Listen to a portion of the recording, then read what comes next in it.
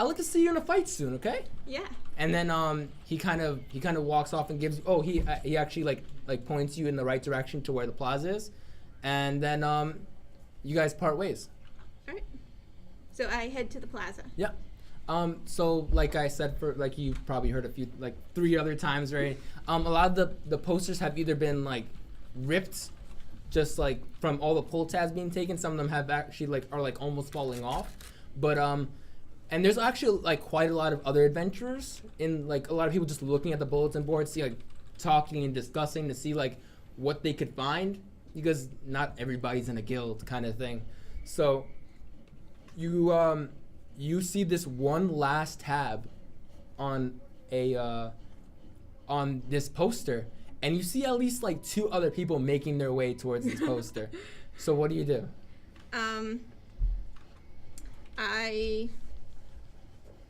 I can see it, right? The greatest story ever told. Yeah. It's a flyer that says the greatest story ever told. It's in red, so a lot of people are noticing it now. And it's like now that there's only 1 tab left, there's like people are like, I gotta get in on this. Like it's popular enough that people have taken them, but it's like now I gotta get in. Like this must be really good if people are taking tabs off. And that's usually like a way for people to tell. But now you see like at least 2 other people. They're making their they're making a beeline for this poster. So what do you do? All right, so I run. I try to run ahead of them if I can. Is that like a? Yeah, do an agility check. Yeah. Maybe push them out of the way. Yeah. Athletics or acrobatics? They wouldn't be agility. Athletics. Okay, good. I'm better at that one. Oh no, it's a 6. 11. 11. Just barely made it. You actually like you see them making this beeline, and you're like, oh god. And you kind of just like clumsily, like on purpose, like bump into them and like knock them off of like this path as you like pull 1 tab, walking off, and just almost perfectly timed, you pull this last tab off of a poster that is now tabless. So there you go. So that's the last tab for the for this. So the let me move to this music. It's pushing towards like late afternoon, early evening. The sun hasn't really set yet, but the tab that you look at pretty much says looking for the best adventurers, and it gives you a location. That location is called Thistle Do nicely.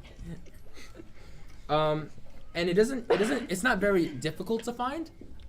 You as being in the druid side of town, you actually find it probably a little bit faster than everybody else, being that it's like right in your area. You being on the west side and everybody else being sort of towards center, except for you who is on the north side. You probably get there a little bit later. But I don't know. I'm not gonna do that. Forget that. Everybody makes it there at quite early time. And we're gonna start with you again, since you were the closest one there. And you walk into a very small, really well kept flower shop called Thistle Do nicely. The flower shop is extremely well kept. There's flowers and like little plants hanging from the ceiling and from little stands on the floor, and there's a very old lady behind the counter. So you can easily walk in and see what she says about this little tab that you're bringing her. So I walk in and I notice all the flowers. I love plants, so I definitely take some time to enjoy the different blossoms and leaves that she has on display. And I finally go up to her and I ask her if she is the person who posted the sign that I pulled this tab from. Okay.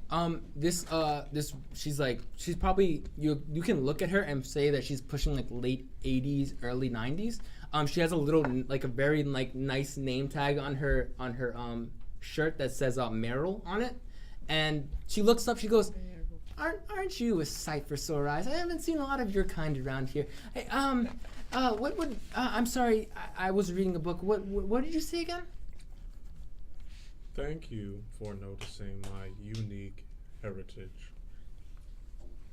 I came to inquire as to whether or not you were the proprietor of this fine establishment, or the person responsible for posting this wonderful poster.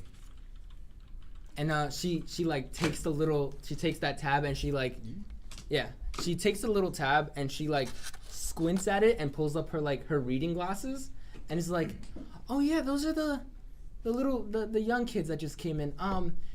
I'll direct you to the back. And she takes her little cane and she like makes her way towards this curtain and she pulls open the curtain with her cane, and allowing you to walk into like a very wide door so you can walk in being a big turtle. And you walk in to see it isn't the cleanest place in the world. It is the back of a flower shop. So the place you can see has a sign sit right in front of you, says please take a seat, and the orientation will start momentarily. And there's about like 5 or 6 seats in front of what looks to be like a stage that is like 1 foot off the ground. And she kind of just they'll be out in a minute. Just go sit. Just take a seat, okay? And she kind of leaves you there. It's well lit, so you can just take a seat there if you want. So, and other than that, it pretty much just looks like a repurposed storage room. Okay. So at this point, I'm no longer addling. The addling is over. So my mind is cleared, and I'm fully prepared for whatever sort of lecture I'm about to receive. So I go, and being the secret diva that I am, I sit directly in the middle, and I meditate in silence, awaiting information. Okay. I'll leave you there for a moment. Let's go to Legend. So you actually walk. It's the same exact flower shop, and you see Meryl. She's gone. It looks like she just sat back down from her book, and she's reading her book. Very old lady. All right. So I'm a little bit confused about it being a flower shop. Like, that's not where I think the greatest story ever told starts. But shake it off. You know, I walk up and I say, "Hey, I hear you're looking for a protagonist for the greatest story ever told." She poses. She's like very theatric. She actually looks up at you and goes, "Oh, nice." And he goes, "Oh man, I love you young people with your theatrics and your poses, and it reminds me when I was younger." And she actually has to get up on a stool to get to the countertop, and she like hops off her stool, and she like quickly, like now a little bit faster, makes her way towards the thing and pulls open the curtain and goes, there's a torter right there, so you can just sit next to him or around him. There's a couple seats. There's no way he took. He's like, there's no way he took more than 2 seats. So just take a seat right there. You want me to fight him? Is it No. Oh man, you brought me way back. Okay. No, just take a seat. The orientation's gonna start momentarily. And I'll pop in for you young kids. You start your own guilds. And she's like she laughs, she chuckles a little bit, like she's reminiscing in like old times kind of thing. And then she directs you to your seat. So you could interact. I'll give you, if you want to interact with if your character likes to interact with people or not. Yeah, I stick out my hand. Hi, I'm Legend. Maybe you've heard of me. I regret to inform you that I am utterly unaware of your story, Legend, but I am honored to meet you. I am Kurmawe, a turtle. I see that. Nice to meet you, Cormaway. Likewise. Okay, we're gonna move into every time I'm like, maybe they should interact, and then halfway through I'm like, why did I let them interact? We're gonna move since you're gonna probably come in last since you're coming all the way from like the north side of town. So here comes Anastasia into the flower shop. So she'll walk in and the first thing was, oh, flowers. Hello. I see you're the only one here. Yes. Do you own this place? Yeah. Yes. Yeah. Yeah. I do. Yes. Yeah. Yeah. Yeah. I got this little thing, this little tabby, and it said to come here. Oh. Oh yeah. There's an orientation right in the back. Oh, in the back. Yes, in the back. Oh. Okay. Show me. And she kind of notices how it's like, oh, you're not really used to this much, are you? And she kind of like, she's kind of saying this as she's like walking her way down the way towards the curtain. So she'll pick up the curtain and she'll walk there and and she'll see all the dirt and dinge, and she's actually wearing fine clothing underneath a cloak of hers. Obviously, because she is wearing fine clothing, she pulls the cloak a little bit. As she notices the dirt and grime, and she walks in. Where do I sit? Right next to the teeth. There's a you see like Legend like wave at you a little bit as she goes, "Have fun, dear," and she kind of pulls the curtain back. She has that look on her face like, I am not dealing with this kind of person right now. She like pulls the curtain back and she pretty much makes her way back to her seating position as you're now left with Legend and Omo. As the curtain closes behind me, I'll just like flinch a bit that I'm left into this room with just him and her.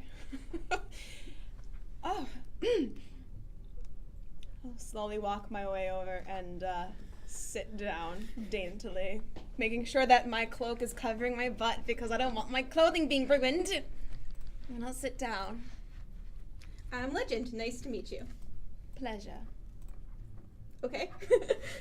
Who are you?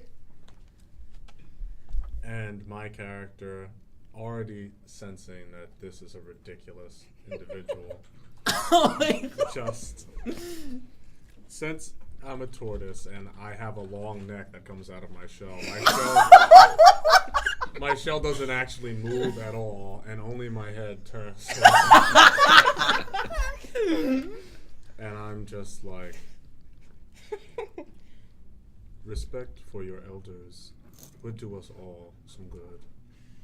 What elders? Oh, I apologize. Oh, I understand. I was being rude. Oh, my name is Anastasia Allegra Colette Orleans. Okay. Glad that we have that introduction down. Are you the only people here right now? Is this it? Are we not enough for you?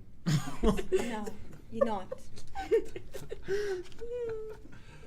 We're gonna move to the next person. Here comes. I just sit there and I'm just waiting for this to start because I know there's a whole spiritual arc that's about to happen with this one. I'm just like, all right, well, here we go. Here comes the journey. You come into the flower shop. Myrtle is sitting behind the counter on her stool reading her book. Go. What's happening? I walk up to the counter and I say, "Excuse me, ma'am. I've got this tab right here. I've heard that the greatest story ever told will be transpiring in this shop. Not the place I was expecting, to say the least." And she looks at you and she's like, "Well, they don't always start the same way, now do they?" And she kind of gives you like a nice polite smile and she goes, "What's your name?" My name is Urust Bronzebottom. You may have heard of me in the taverns and folk songs around town.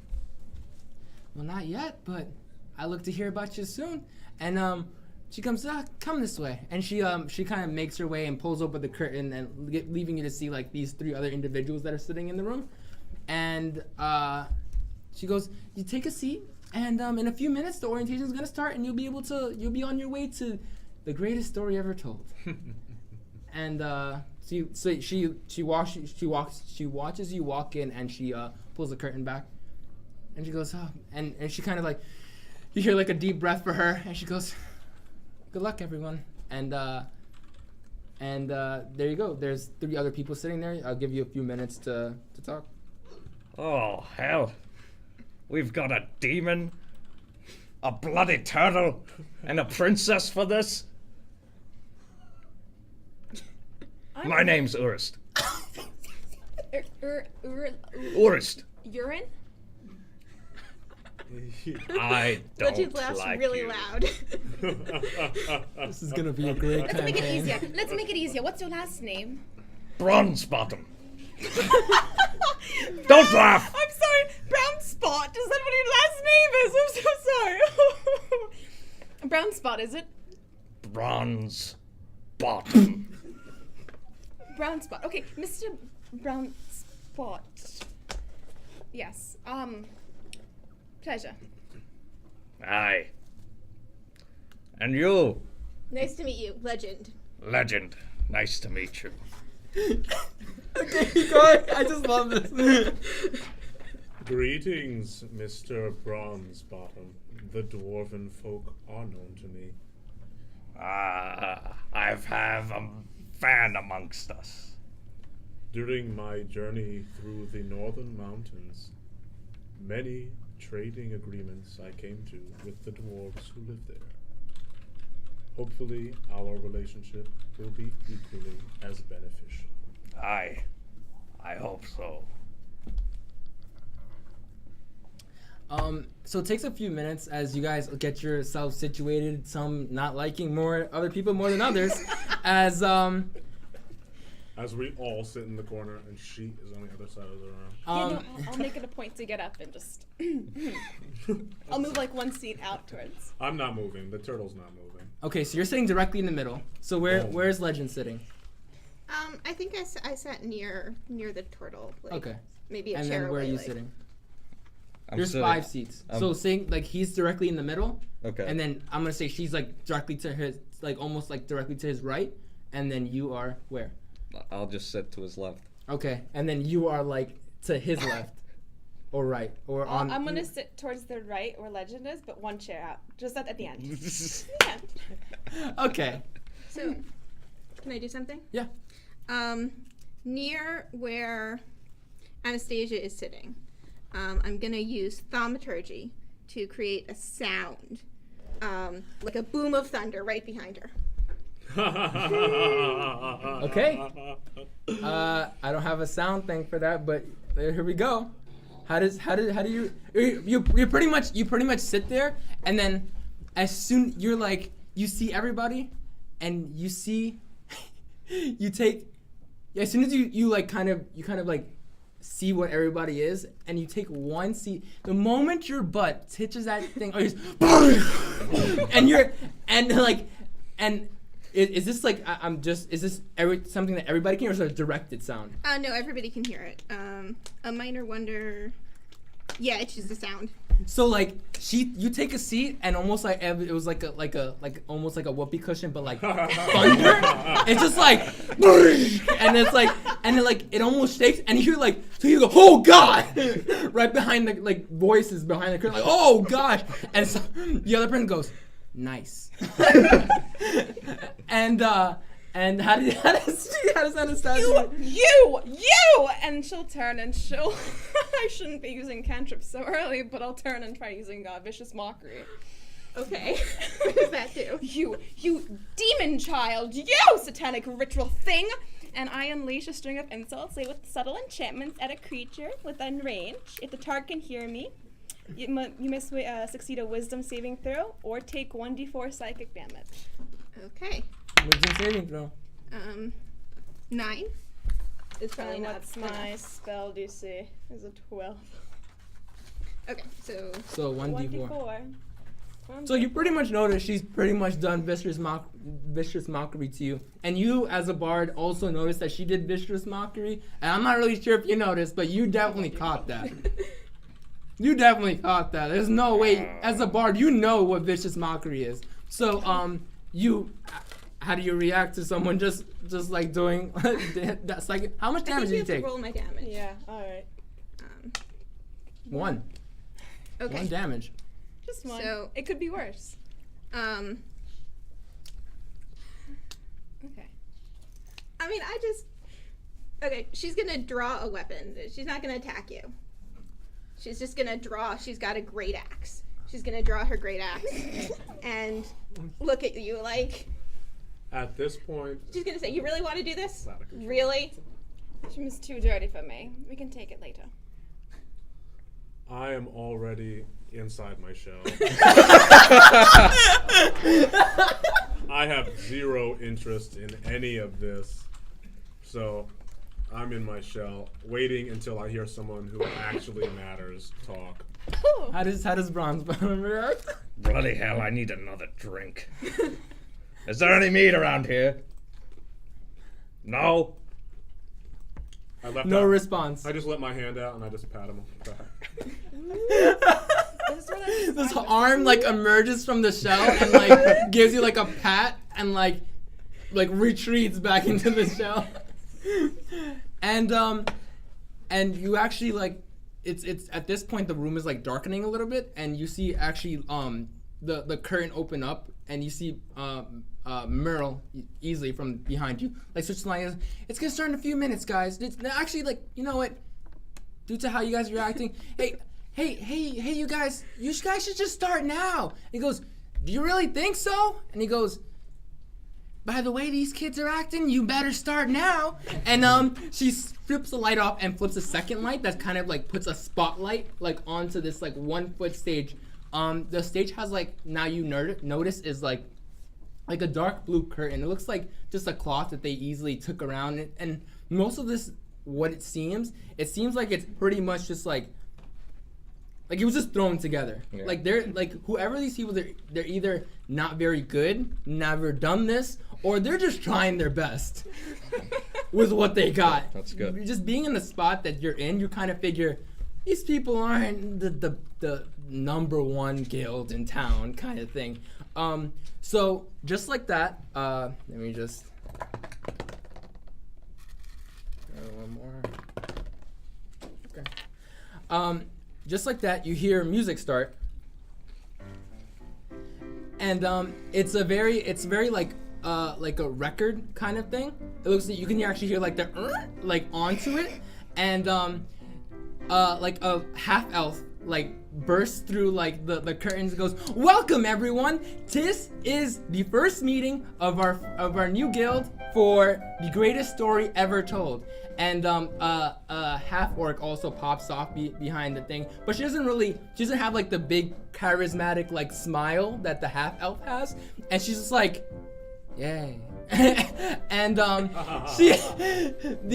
it looks like he's really like trying his best to do like, and he actually rolls like 18 on performance. He does like a cool like dance and he's actually like really like smiling and really trying to like keep eye contact. Like it's almost like as bards you kind of notice like this is like top notch. Like he's trying his best for performance, especially not being a bard. And you actually notice he actually has like a gun holstered right here. It's nothing that was unclipped. It's just like being someone on the north side of town, you can easily tell that like this is like it's a gunslinger thing. It's like they either have it on their waist or they have it on like the side like a holster. Yeah.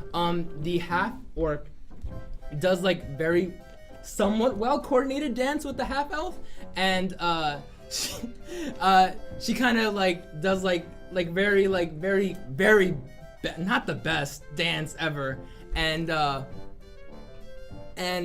he gives you like a very like quick presentation. Goes, so we are trying to start a new adventurers guild. It's not going to be like anything you've ever seen. We are going to start a new adventurers guild to tell the greatest story ever told. So I want to thank every single one of you person. Seriously, like, thank you for coming. And and he goes, and he kind of like elbows a little bit the half orc, and she goes, okay, right. And she actually sleight of hands a wow, it's stuck in the dice tower. Ugh, feels bad. And she's wearing long sleeves, and she kind of like sleight of hands like a trigger, and she pulls the trigger, and there are these little like tin cans, like spotlights, not spotlights, but like holes in the ground. And like these little pipes, like poof, poof, poof, poof, poof. And it looks like they're really trying their best for this performance. And he smiles, and they're both like this, and he's like this, and and they like both strike this pose like this, and he's smiling like this big finale, and she's just like not really making a smile, but like looking at him, them being together. It looks like they've been together for a while. Like they've been through this. They've been through this a few times, kind of thing. And he goes, "Hey Merle, can you put the lights on? I just want to see everybody." And the half orc actually walks behind and pulls off the record and goes, "Argh!" And it looks like it's like she's done this like way too many times, and she pulls it off and she puts it back and she walks back through the curtain. He goes, "Yeah, don't worry about it, honey." And she flips the lights back on. You can actually see the rest of the storage place now.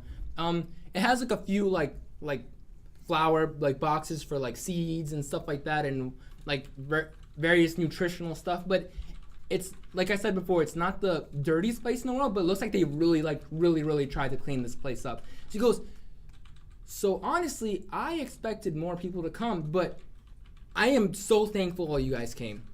And together, we can really tell the greatest story ever told." Now, I'm not going to promise anything big in the beginning, but what story starts out big in the beginning? It always starts out small, right? And he's trying his, like, at this point, is a persuasion. He rolls a 9 on persuasion, trying to persuade you that this is your big shot. And he smiles and he looks at you like, but he smiles and he smiles and he keeps smiling, and hopefully that he'll catch something in the crowd, and then he goes, "So, oh, I know what you guys want. So we actually did find a job for anybody who's interested in joining, and we will be splitting it, since there are 4 of you, 80-20. And now, and he sees like all you guys like with that face, like is this guy gonna give us like a really bad performance and then like jip us for money? He goes, "Oh no, we're getting 20. You guys all get 80. You guys actually get more than we do." But that's mostly because we want to keep you guys. The fact that you even showed up, it's great. And the half orc leaves one more time and comes back with like 2 chairs, and she like flips them both open and like plops them down. So what do you guys think? And he's like leaning forward like excitedly. He's like, "So you guys in?" And actually at that moment you actually see the curtain open up one more time, and you actually see Myrtle walk in, and she goes, "Does anybody want cookies?" And she comes in like this old lady with like these 2 mittens, and she kind of like walks by. She goes, "You guys want some? I made some for your orientation." And she seems like a very like this old lady, and she and they're really cute. These little cookies have like, they're like shaped like little guitars, and like other ones are shaped like little swords and great axes, and it's like a real like adventurer kind of like cookie cutter that she got. And she smiles at you. She goes, I'm gonna leave these right here, okay?" And then she comes back, she leaves, and now you're just sitting in the room with this half orc and and he smiles and he goes, I am sorry, I completely forget. My name is and I forgot his name already. My name is Rainfire Holabella, and you can just call me Ray. It's a lot easier. And this is Fen, and Fen kind of just gives you the half orc kind of gives you just like a wave, like a very solemn wave. She goes, "So, what do you think?" And he kind of just like leans forward and like picks up a cookie and like starts eating it while he like looks at you hoping for a response. "All right. You've done a lot of talking, but you haven't said anything. What is this job exactly?" I agree, and I pipe up from like behind the tortoise shell to look at the mother bar. I agree. What is this even? What's the catch? What catch? There's always a catch. There's no catch. My friends, speak true. You have told us nothing. What do you intend on paying us for, and why should we consent? And he looks at you and he goes, "You know what? You're right. and he leaves and he comes back once again with like, you know, those stands for like big poster boards. He goes, so this is my plan, and then on it says the big plan written on it, and he smiles and he goes, okay, this was more for like a lighter crowd, and he kind of like flips it off. He goes, this, and he points to well, it's like a very well drawn book on this, and then he goes, this is the Tomb of the Eclipse. I got a job from a druid, not a druid. He goes, a dark elf. A little while back, he wants us to pick up this from catacombs in a town called, I have it here, Willisden. It's just a little while, and being part of this world, you realize that Willisden is probably like a few hours out by train. Nothing too bad. And he goes, so we just have to pick this up. It's a quick job. We get some money. We start getting some kind of notoriety, and we're on our way.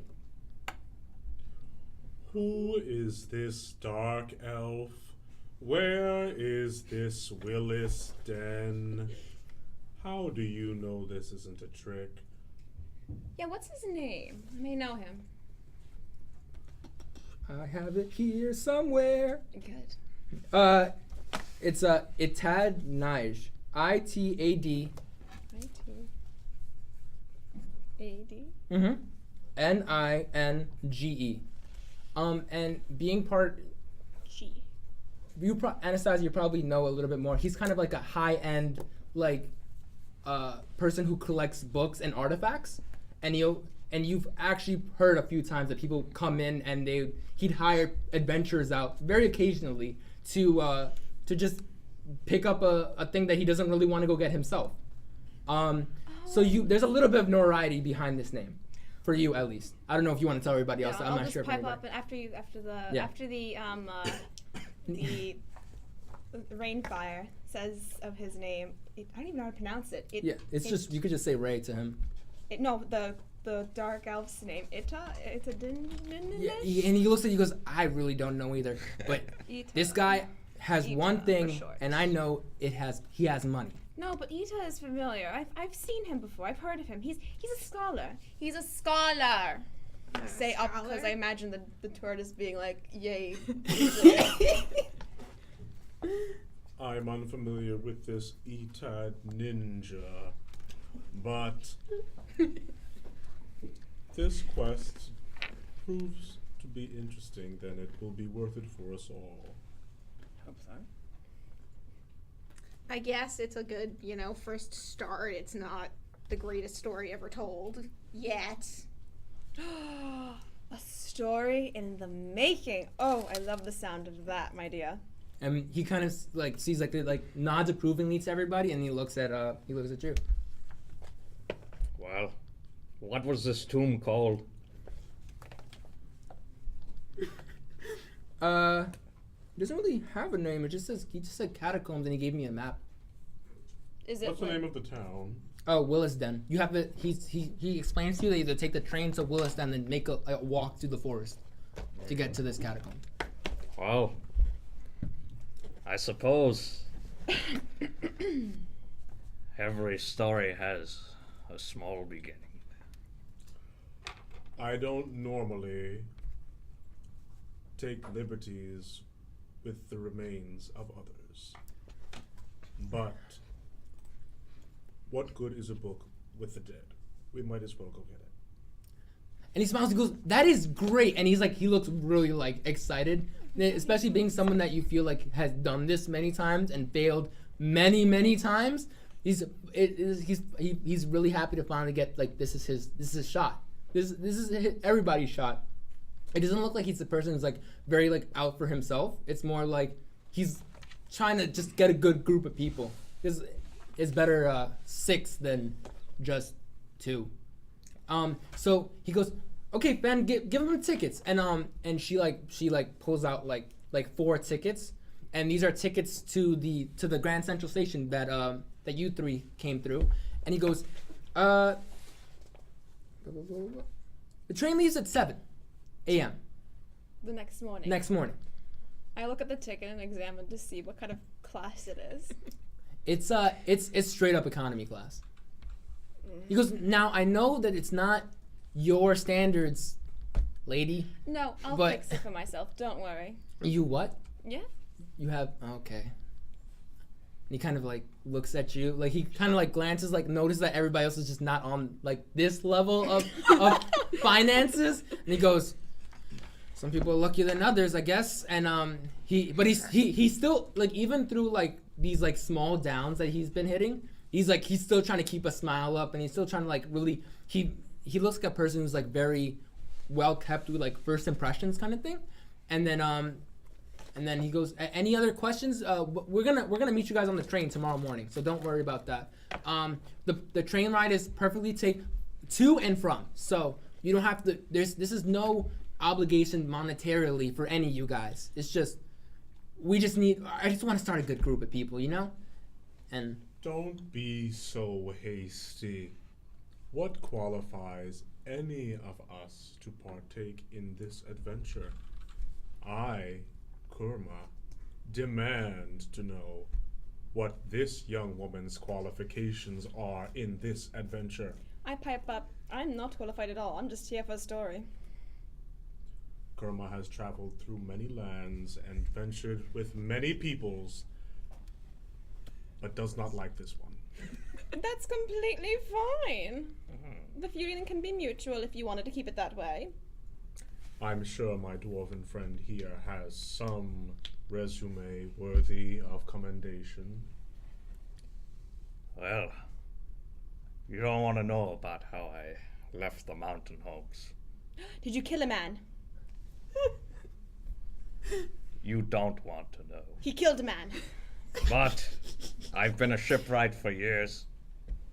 I've sailed the seas. I've seen many things. I've sung songs of valor in the battlefield and helped my allies do what they do best. I'm sure that we could pull this off if we all band together, even if we clash. And I am sure the woman who goes by the name of Legend has a story worthy of being told. Well, I am an accomplished gladiator. If that helps, I'm sure I could beat any one of you. If you want to fight, I hold up my axe again. Beat any one of you. That's totally fine. I believe you, darling. I'm not gonna fight you. Fen, Oh my you God. you actually see Not on like this? No. you actually see as you say that, Fen is like, oh snap, like that, like she's kept like a really neutral expression this entire time. She's like, she looks like she's like, I want to see this girl in the fight kind of thing. She goes, and she nods over to Ray, and Ray goes, this is gonna be a good one. So I'll see everybody 7 a.m. tomorrow. Yes. Aye. I will be there as early as the sun allows me. What about you, Legend? I'll be there.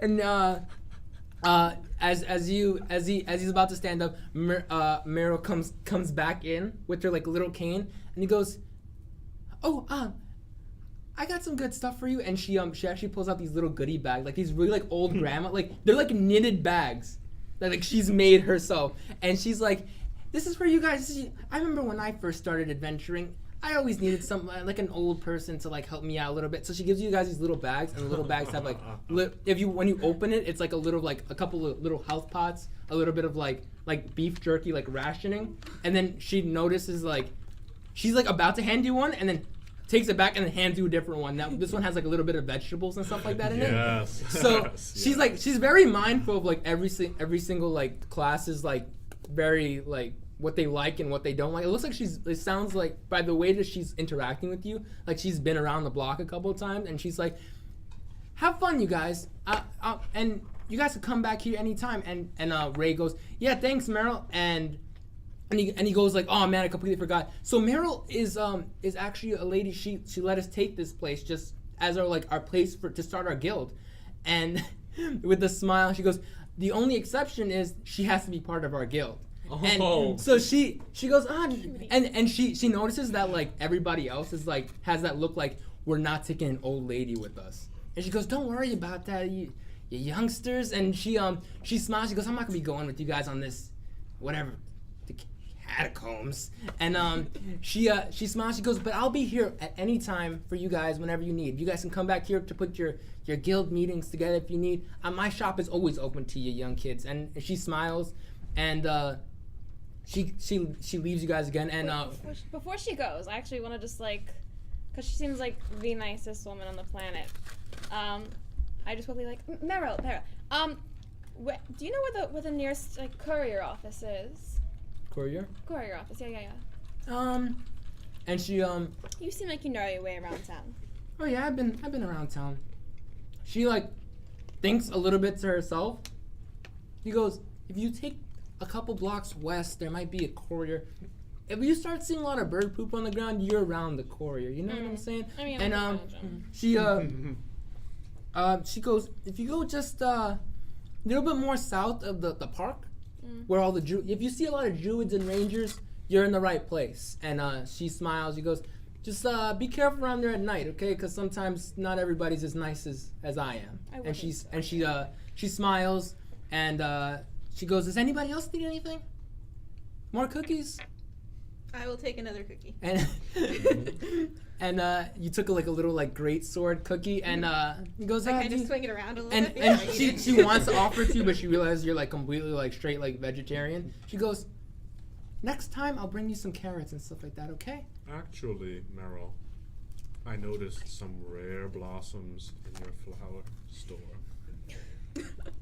And I would love to collect just a few for a snack.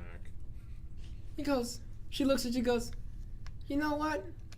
Go take a few. And she smiles as she opens the curtain and goes, my shop's open to your kids anytime. And he goes, you need anything, Franz? I forgot I almost forgot his name. Okay. Me too. This will be fine enough for me. Thank you, darling. Have a nice day, you young kids. And so we're just gonna fast forward to the next day. Who gets to the train station first? Before I go to the train station. Oh, okay. Sorry. I saw your hand go up. I'm so sorry. This is gonna be a great campaign. The way you guys are interacting with me, I love you guys. This is gonna be great. I still have no information about her. I still know nothing. Nobody knows anything. You know that she's a gladiator. You know that he maybe killed a man. Oh, also, after this little meeting is over, I have a scroll that's in my inventory of all my studies. And most of my studies are, things that I'm observing. So every time I'm meeting one of these people, I'm writing their name down and my first impressions of them. Okay. So now I'm starting to build a little portfolio for each one of these individuals. That's perfectly fine. That's definitely something you can do. I'm just stuff it back right into my shell. Do you do that in front of everybody? Do you write in front of everybody, or do you wait till everybody leaves and you're still with Meryl? After they're gone. Okay. In our own little room taverns and whatever it might be. Okay. Well, I'm gonna go sleep in the park again. Oh yeah. You're just gonna go into your shell inside the park. Yeah, in okay. the park. Oh, okay, Just I see. before we get to the train station, I want to hear about where does everybody lodge for the night? I'll see if that bar, the mead for me. Oh, mead for me. Yep. The mead for me. I'm so glad I thought of that on the first Mead try. for- I usually mead use for thee. name generators. Mead for thee. Mead for thee. Yeah, mead for thee. I'm gonna go try and get a room there. Okay. So I'm gonna go to the west side where Jim told me to go. Try to find a tavern. I'm probably not gonna try to find a fight tonight because I want to be well rested for tomorrow. But just find a tavern where that kind of thing might be and get a room. Okay. What about you? I'm gonna try to just find somewhere locally, and while in the room, I'm gonna write a letter to my parents detailing that I got there to Eswin safe, and that I'm with a party of three people, and I detail my little things. And in the morning before the train station, I deliver at the courier. What, Okay. What is your name again? Oh, Anastasia Allegra Colette early on. Anastasia. Let's cut it off early on that one. So does anything anybody wants to do at night? Anything before we hit to the next morning? Alright. Okay, what do you got? When I go into the mead for thee, I want to talk to those Kenku again. The barkeeper? The barkeeper. Okay. I'll go up to him and I'll ask him, "Hi, you remember me from earlier this day?" Oh yeah, you're that guy who hey Johnny, this is the guy who almost missed his beer. And it's apparent that like a lot of people have been talking about you a lot. And he goes, "Yeah, nice job, buddy." I've got laughs. Yeah, what do you need, man?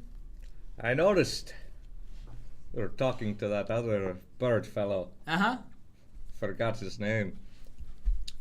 But it seems like you two know each other very well. Yeah? What you need? And he's cleaning like glasses and stuff like that. Are you two in business together? And he kind of like looks at you and like puts his thing down and goes, "What kind of business you talking about?" Oh. What kind of business do you think I'm talking? I sell beer. Just That's give it. me a room. You could have just asked about that first, and he kind of like signals like a person to like help to like, and he actually like pulls out like a drawer with like a bunch of keys in it, and and he hands it over to you. He goes, "I'll see you in the morning, bud." Aye.